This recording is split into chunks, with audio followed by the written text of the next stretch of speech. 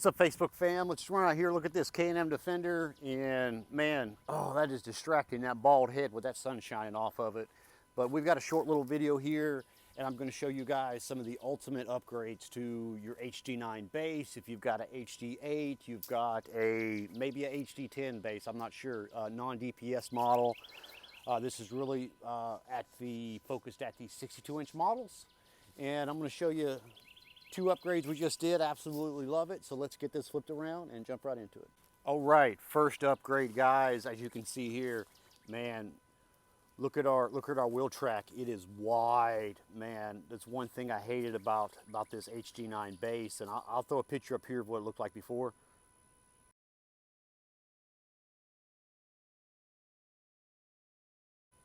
And then as you can see, all the tires were just tucked up under, and riding, you know, forest roads, a little higher speed with the kiddos, you can really feel it kind of top heavy, didn't have a lot of balance. And actually what we got here, we actually just got a 2023 HD10 Limited takeoff suspension. That gave us 65 inches total width. And just to show you a little comparison, let's see this one here. This is the stock 62-inch bottom A-arm, and it is placed directly down below, so you can see the difference in the width here. And this is where it originally would be, and this is where it pushed it out to.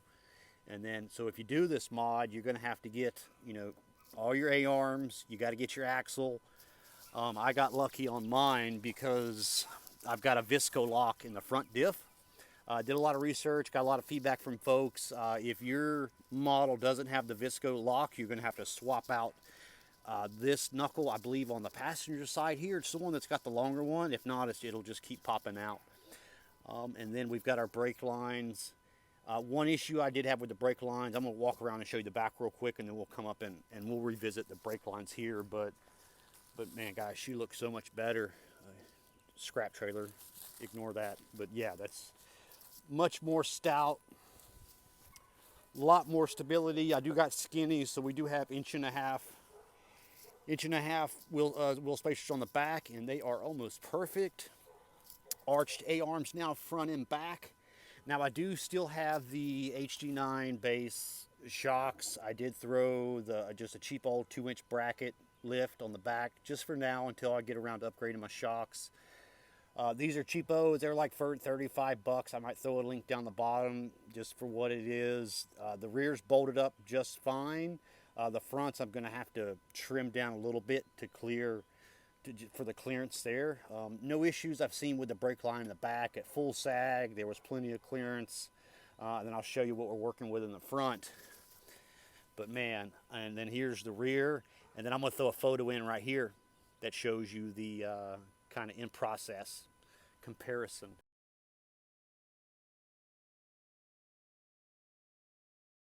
Now, second biggest mod, and oh, I'm loving this. So this is the HD9 base, non-DPS model. So we have got, oh man, Super ATV's power steering.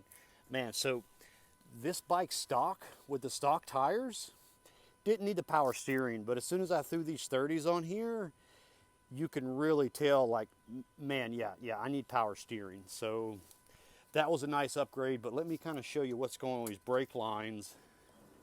And oh, look at that. That is just beautiful. So we got this all the way out.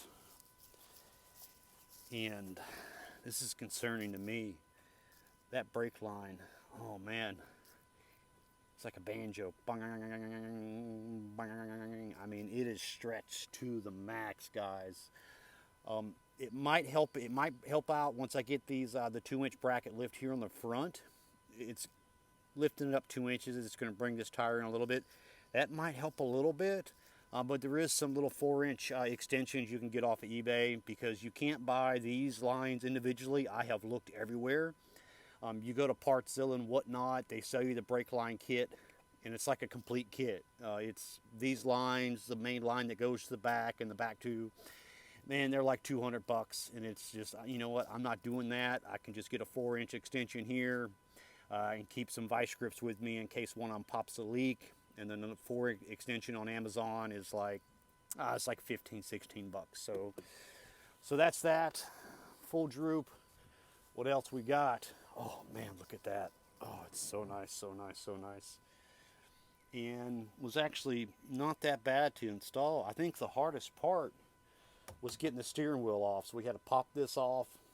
There's a nut here, it's splined, and you kind of just had to beat it off because there's no real place to put a wheel puller like a typical pull in a steering wheel. But it came off. We lubed everything up real good in the back, and let's turn our key off.